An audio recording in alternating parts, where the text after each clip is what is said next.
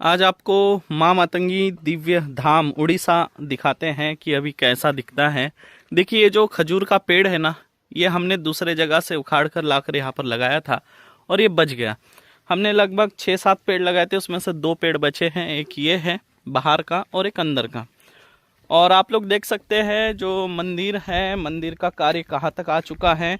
गुंबद के लेवल तक जो है मंदिर का कार्य आ चुका है। बाहर से पहले मैं आपको दिखा रहा हूँ कि मंदिर कैसा दिख रहा है। अभी बहुत काम बाकी है क्योंकि अभी गुंबद लगेगा और गुंबद काफ़ी बड़ा है, तो गुंबद अभी बन के आने वाला है, तो उसको समय लग रहा है थोड़ा। 15-20 दिन लगेगा और 15-20 दिन बाद इसका गुंबद बनेगा लगेगा। और मैं जो आपको बता रहा था, जो खजूर का पेड़ जो एक बच गया वो है अंदर में। एक खजूर का पेड़ है, वो एक खजूर का पेड़ बचा और दूसरा जो है बाहर का ये वाला खजूर का पेड़ बचा। बाकी जो 6-7 लगाए थे वो मर गए। और चलिए आप लोगों को अंदर से दिखाता हूँ उड़ीसा का माँ मातंगी धाम कैसा दिखता है। खास करके ये उन लोगों के लिए खुशी की बात है जो पहले उड़ीसा धाम में आते थे। उन लोगों के लिए बड़ी खुशी की बात होगी कि कितना बदल चुका है अंदर से दरबार।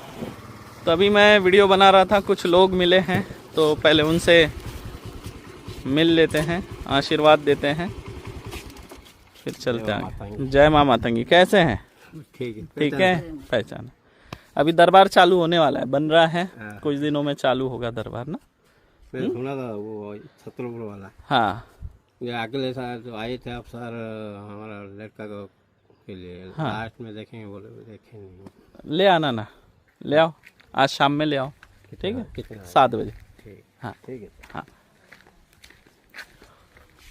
और ये आप देख सकते हैं बाहर का पहाड़, मंदिर के बिल्कुल बाहर में एक पहाड़ है और काफ़ी सारे लोग जो है ऊपर जाकर बैठते थे। जो उड़ीसा धाम में आए हैं उन लोगों को ये पहाड़ जरूर याद होगा क्योंकि उन्होंने अधिकतर समय इस पहाड़ पे बिताया है बैठकर। तो चलिए अंदर चलते हैं। तो अंदर से जो है मंदिर कुछ इस तरह से दिख रहा है। पहले तो इस मंदिर के बारे में मैं आपको बता दूं कि इस मंदिर में 2 प्रवेश द्वार है और 2 प्रवेश द्वार क्यों है वो भी मैं आपको समझा देता हूं। पहले जो माता रानी विराजमान थी आप लोगों ने देखा है इस फेस में थी। जैसे हम इस गेट से एंटर करेंगे तो ऐसे आएंगे तो माता रानी जो है इस ओर थी, पश्चिम की ओर मुख करके थी और हमारा जो मुख है वो पूर्व की ओर होता था और हम यहाँ से दर्शन करके फिर आगे बढ़ते थे। तो यहाँ पे जो माता रानी विराजमान थी वो चल मूर्ति थी, मतलब वो हम एक जगह से दूसरे जगह रख सकते, चल मूर्ति थी। तो वो जो माता रानी की मूर्ति है बिल्कुल उसको उसी तरह रखेंगे क्योंकि माता रानी जो है गांव के तरफ देख रही है। गांव की जो प्रजा है उनके ऊपर आशीर्वाद बनाते हुए उनके और उनकी दृष्टि है, तो माता रानी को वैसे ही रखा जाएगा। और साल में एक बार जो है नवरात्र के समय माता रानी जो है पालकी में बैठकर पूरे गांव में जाएगी, घर घर तक जाएगी और हर एक को आशीर्वाद देंगी और उनके जो दुख है, कष्ट है, उसे दूर करेगी। पालकी में जाएंगी और बहुत बड़ा उत्सव हर साल मनाया जाएगा यहाँ पर। तो जितने भी हमारे दीक्षित शिष्य हैं, साधक हैं, माँ मातंगी के भक्तजन हैं, श्रद्धालु जन हैं, आप सभी को नवरात्र के समय उड़ीसा धाम में आना होगा और पूरे उत्सव के साथ जो है माता रानी की पालकी को जो है हम पूरे गांव में लेकर जाएंगे।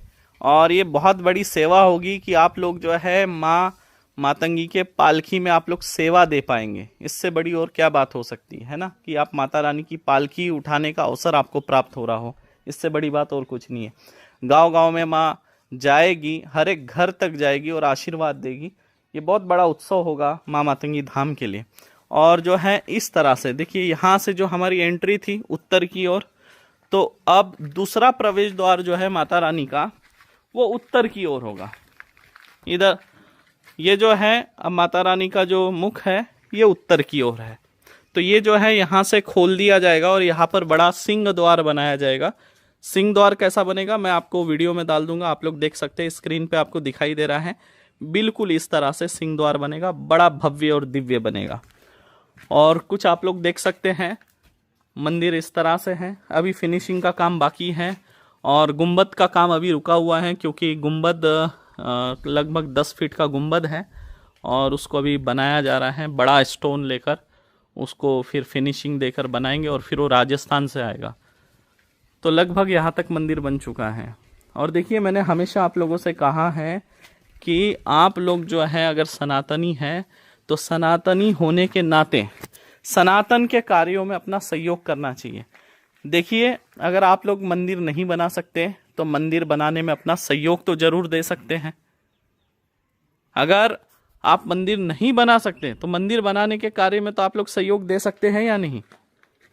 और मंदिर बनाना बड़ी बात नहीं होती है। देखिए, मंदिर तो कोई भी बना लेगा, मंदिर बनाना बड़ी बात नहीं है। मंदिर बनाने से बड़ी बात है कि उस मंदिर में जो आप देवी देवता की प्राण प्रतिष्ठा की है उसकी सेवा होनी चाहिए, नित्य सेवा होनी चाहिए, पूजन होना चाहिए, नित्य नैवेद्य और भोग चढ़ना चाहिए और विशेष तिथियों पर, विशेष समय पर जो है यज्ञ अनुष्ठान वगैरह जो है समय समय पे होते रहना चाहिए।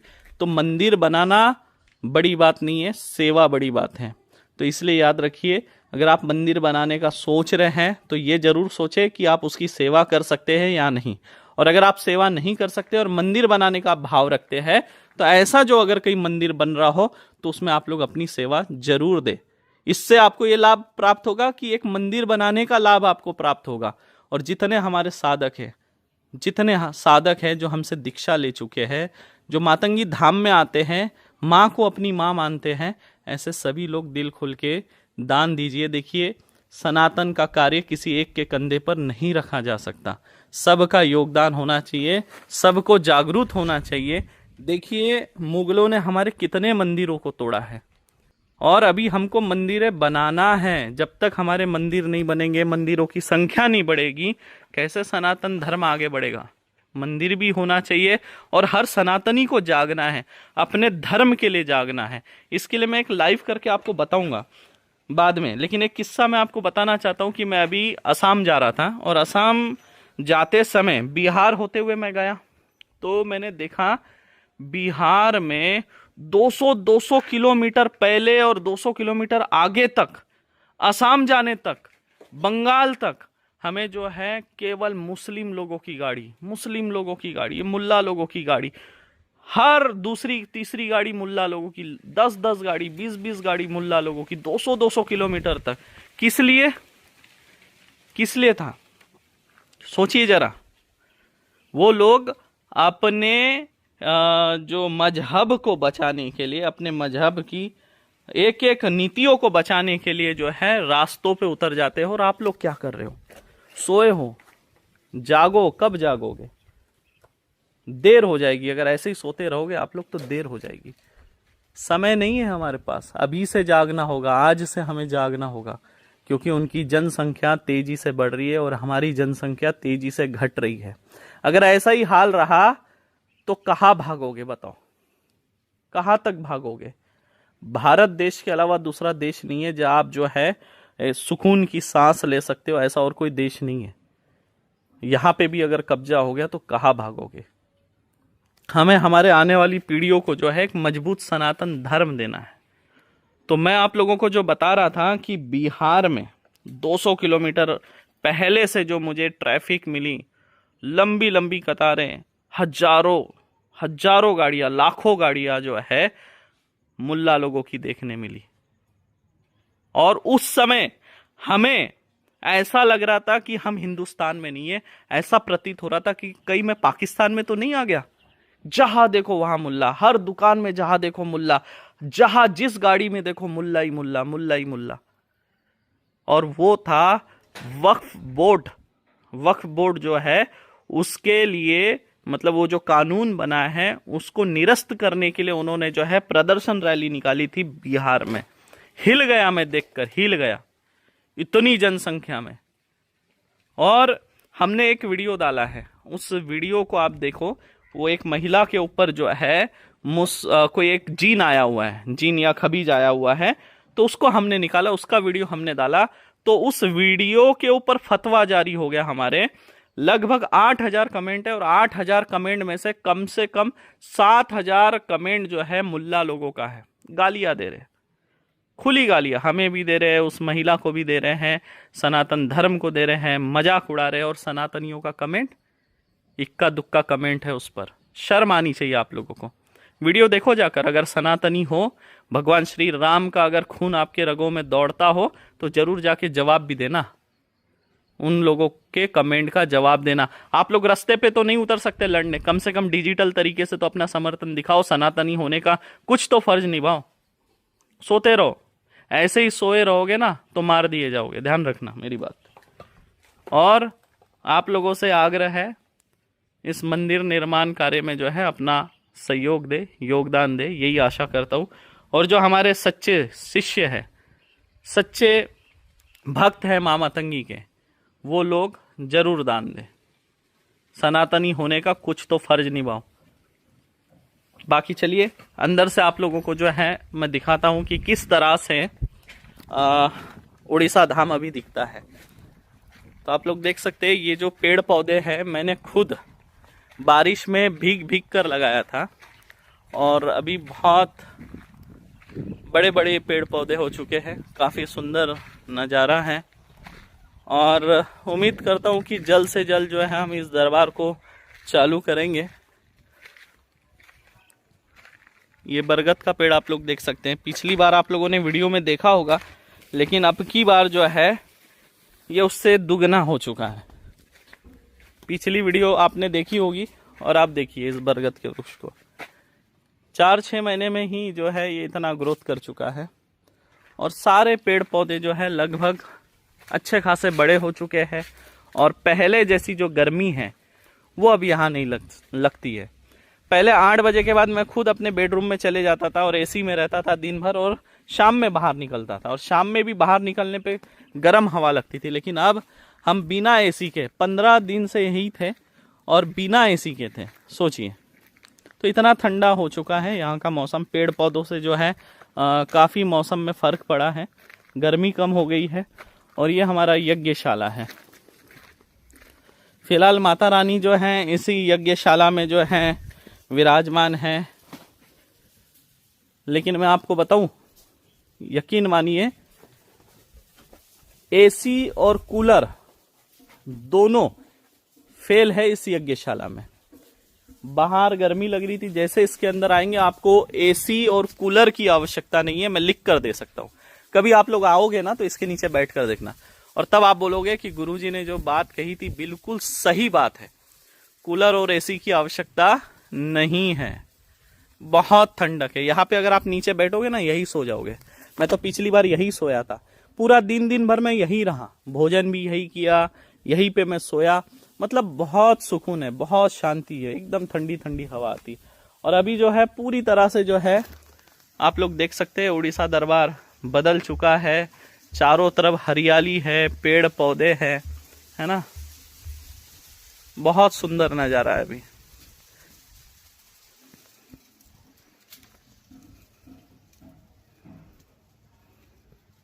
माता रानी यहाँ पर है फिलहाल,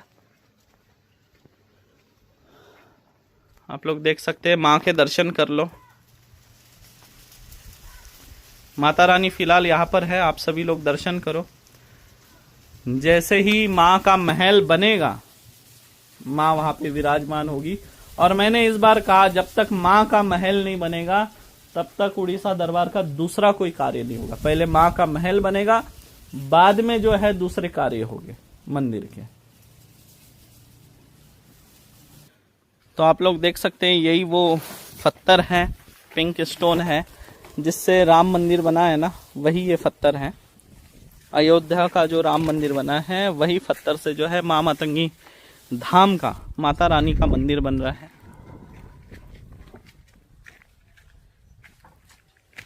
ये सारे स्टोन जो है ऊपर जो गुंबद बनेगा उसमें लगेगा। तो यहाँ पे भी काम चल रहा है, दिन रात काम चलता है। और ये जो है फर्श है, नीचे फर्श लगेगी। मैंने कहा मुझे कोई मार्बल वगैरह नहीं लगाना है, जिस स्टोन में माँ का मंदिर बन रहा है उसी स्टोन की फर्श नीचे लगे तो बहुत सुंदर दिखेगा। ये शेर है, इसका भी अभी फिनिशिंग का थोड़ा काम चल रहा है। यह हाथी है, इधर भी हाथी है, इधर भी एक शेर है, और ये और से जो है फर्श यहाँ पर आप लोग देख रहे हैं। तो काफ़ी बड़ा काम चल रहा है। मंदिर आपको वीडियो में छोटा दिख रहा होगा, लेकिन जब आप सामने आएंगे बोलेंगे बाप रे बहुत बड़ा मंदिर है ये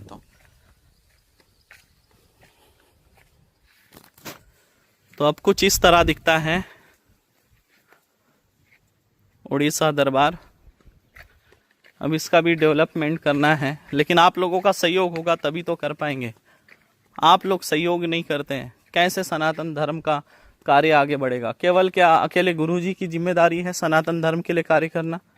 क्या आप लोगों का कोई नैतिक जिम्मेदारी नहीं है कि सनातन धर्म के लिए हमारा कुछ सहयोग हो, गुरुजी का हम हाथ बटाएं? आप लोगों की कुछ नैतिकता नहीं है? क्या केवल गुरुजी का ही कर्तव्य है, गुरुजी की जिम्मेदारी है?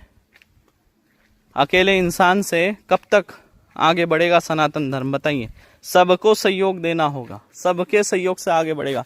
ये देखिए इस धाम में आप लोग देखिए, रोज सुबह जो है, शाम में जो है, दोपहर में जो है 100-150 कौवे आते हैं।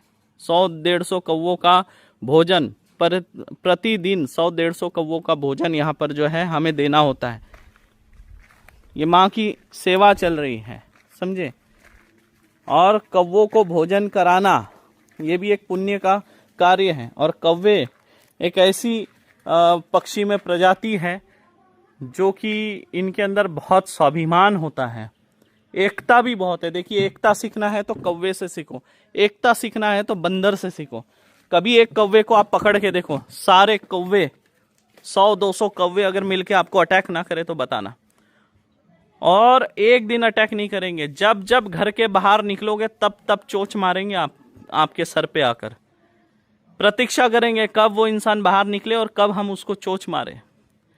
पहरा देते रहते हैं घर के बाहर। बंदर भी वैसे हैं, एकता इनसे सीखो। और कौवा एक ऐसा पक्षी है जिसके अंदर स्वाभिमान बहुत होता है। वो किसी का दिया हुआ भोग जल्दी से स्वीकार नहीं करता है, ध्यान रखिए आप। और यहाँ पर प्रतिदिन 100-150 कौवे आकर जो है भोजन करते हैं, तो ये सेवा है।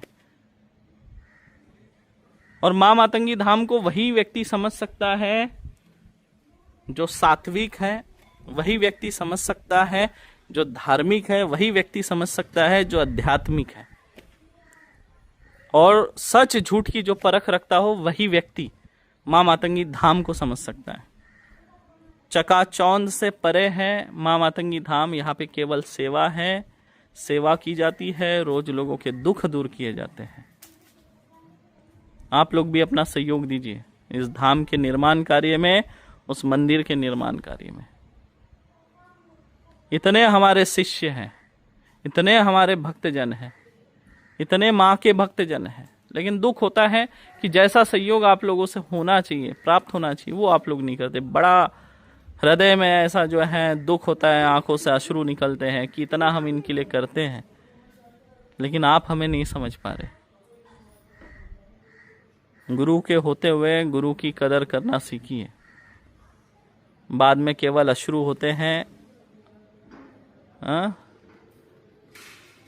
ध्यान रखिए मेरी बातों को, सेवा करिए, सनातन धर्म को आगे बढ़ाने में, सनातन धर्म को मजबूत करने में अपना योगदान दीजिए। जय मां मातंगी।